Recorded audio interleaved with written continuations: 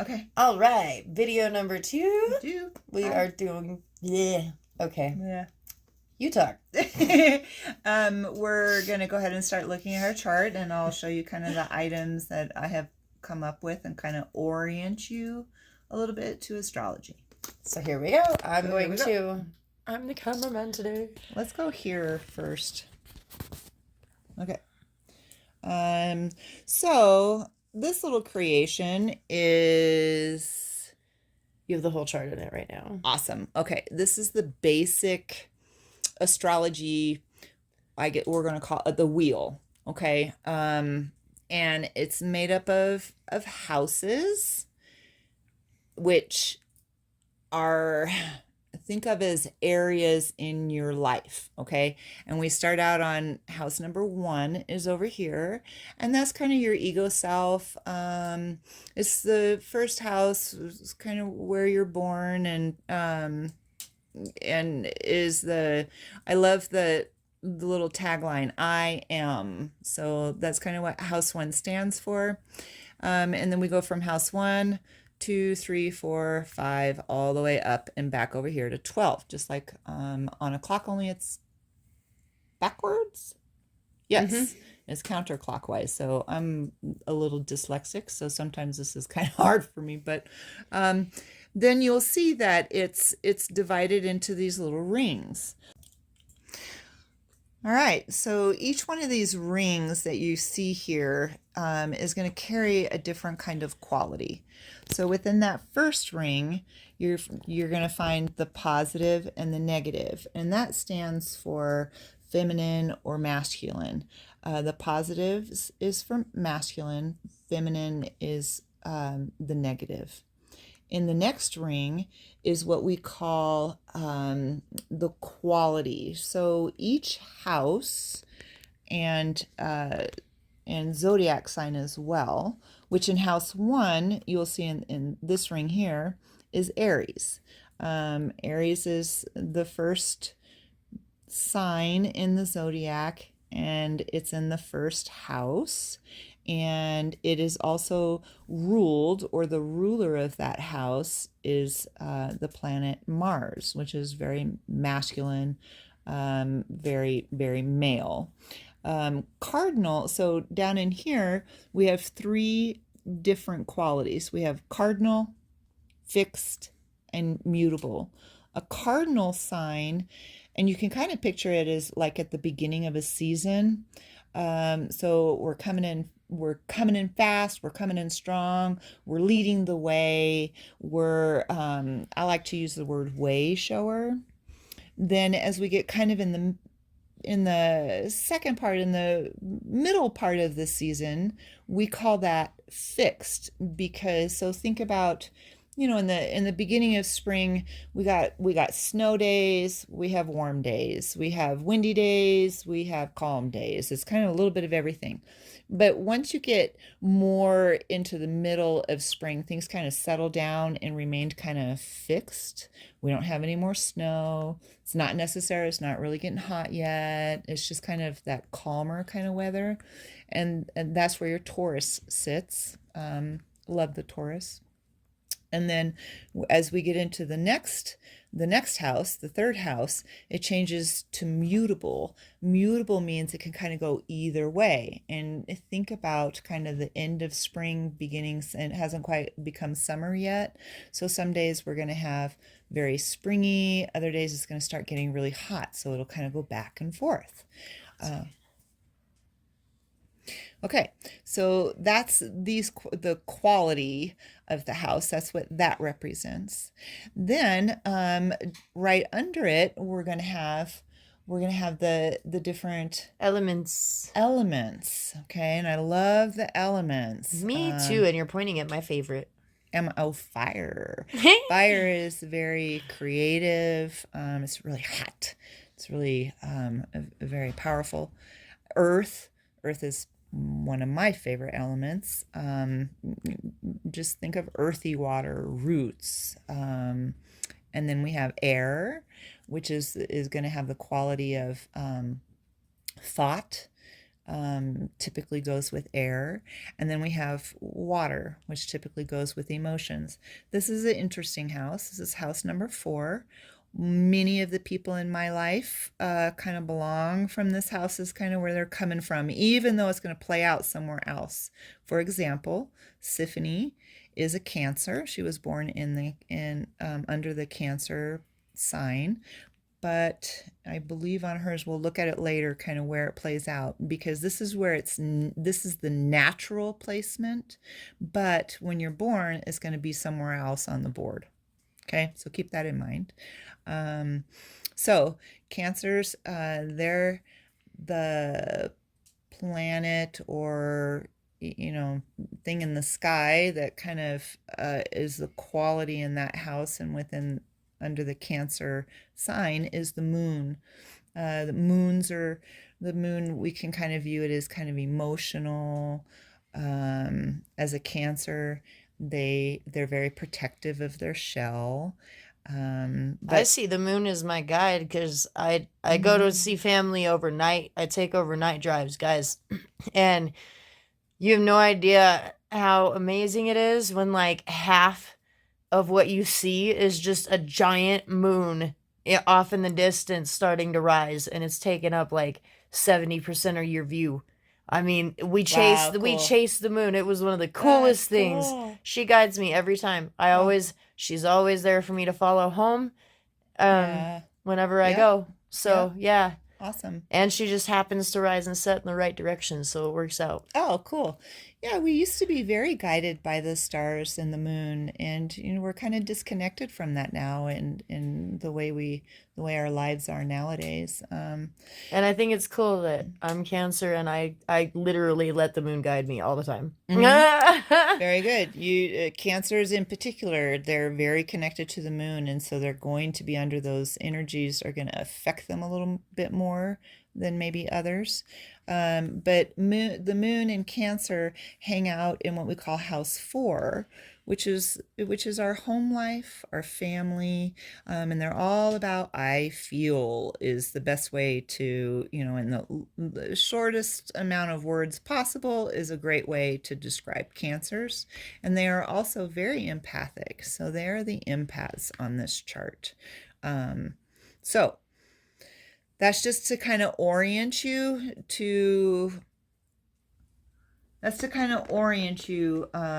of how, like, the basis, what would you call it? Basic, kind of the baseline of it, like the basic outline. Yeah, baseline. General knowledge. Yeah. Yep. And then depending upon the time of the day and the actual day, it's going to move around. So as I was creating this, I wanted to show kind of their natural placement first.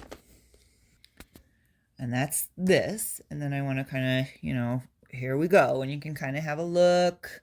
Everybody kind of goes to their first, ooh, what am I? Well, I'm an Aries. But I gotta say, I don't feel like I have a whole lot of fire energy. I don't really feel like I'm a way shower in many aspects. Mars, I don't feel like I have a lot of masculine male energy. I feel very feminine. And it's the house, it's the ego sense of self. So usually is kind of the persona that we show others when we're in a group. The moon, that's who you are kind of when you're alone by yourself. So you have a sun sign and you have a moon sign. So, but what I realized when I started doing my chart, my Aries isn't over here in house 1. My Aries is over in house 3. And house 3 is about communication, it's about siblings, and it's about your neighborhood.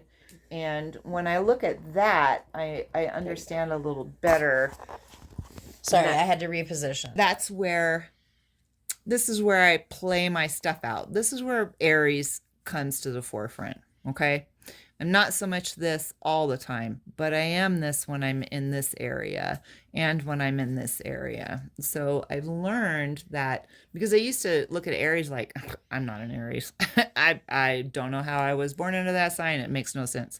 Well, it makes sense when I see the houses that it likes to hang out in. Okay.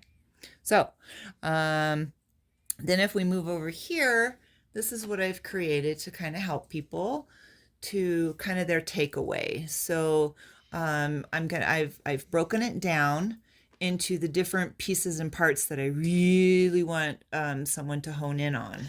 Now, just gonna go at it like this. I want you guys to see that top corner there too. It's a date of birth, place of birth, and time of birth. Time of birth. Yes. But I'm cutting that part out because, I mean, not that it really matters too much, but like that's not the part that is important to you right now. That's important. Okay. So the first thing you would have to do, well, and eventually if this comes to fruition and is available for people to purchase, I really want to be able to have a website so that you can plug your birth date in and your time and your location, and it will bring some of this stuff up for you. But for now, we have to go to, you could just Google. There's a few places that I like to go. Astro Charts seems to have a really good one. But the pieces and parts that I wanted, you have to go to multiple sites to find. But you can do your homework, and it's not too hard to get there. But anyway, just Google free birth chart, and lots of them come up, and just pick one and plug your stuff in. And word of caution, make sure you get it off your birth certificate. Don't or I highly caution you to not guess. Well, I think I was born somewhere around 3 o'clock in the morning. Really go get that birth certificate and make sure for sure the exact time, because it changes every like 2.5 minutes. So you will not have an accurate chart unless you have an accurate date and time. So I'm just going to dive in and tell you, I put these in the pieces and parts that I really want to share, that I really want you to hone in on, to help you understand kind of your life and what drives you. The first thing that I think is really important is, what moon phase were you born under? So what phase of the moon was happening when you were born? And for Siffany, it was under the first quarter. So now if I go over here, this is kind of a chart to help you really take an eyeball snapshot of where you're at. And so I realized up here's our moon phases, and I need to go back in and add 4 more moons because I want all 8 of them in here. That's something I realized. This is like my second or third attempt. And Give or take, yeah. Yeah, so every time I create one, I find another little piece that I need to add to. So I know I need to add. Yep. So at some point I need to come back and, on my next draft, I'm going to add all 8 moon phases. But over here, I went ahead and wrote them down. And again, like I said, these are all just little snapshots, okay? I just want to give you just a tiny little, snippet of information. I think that's easier for us to kind of assimilate. But any pieces and parts on this, just go to Google. So Siffany, what I found out made total sense to me, because one of the things that Siffany and I talk about all the time is, why, Mom, is life so difficult? And one of the first things I found when I did her chart, check it out. First quarter, growing pains and determined. Those 2 items drives that is Siffany's underlying drive. How unfortunate. Yeah, that was what she said. But I've also told people, like, before going into surgery and stuff, they'll be like, "Oh my God, I hope you come out okay." And I'm like, I'm Wonder Woman is cool. I got this. I'm too stubborn. Are you kidding me? Yep. And just, for the amount of time that we have spent here on doing this Siffany's Walk with Grace, can you not see that attitude in Siffany? And so when I see this, I'm like, oh, well, no wonder. No wonder. So hopefully, I love my superheroes, man. Like all of them. Yep. All of them. Hopefully, one of the things that will happen for Siffany as we go through this and as time goes on and she kind of allows herself to kind of let it all sink in is to really get okay. Get okay. Okay. Oh, now I get it. Yep, that's that's my moon phase. It is what it is. There's some good stuff in here. Hopefully that will help Siffany find, to be able to start working with those energies. So there you go on that. Let's see, what else can I say on this one? All right, so that's her moon phase. So see, I have this cute little marker here. It's not zooming out. There it goes. A cute little marker that shows her moon phase. And it should be somewhere right in here. So I need to add some moons. Okay. We will do the next bit on the next video so that we don't make them too long and it's easy for you guys to find them. Yeah, and whenever you're looking for something, if you're going to do your own chart, you'll be able to go back to the videos to kind of get real specific. So see you soon.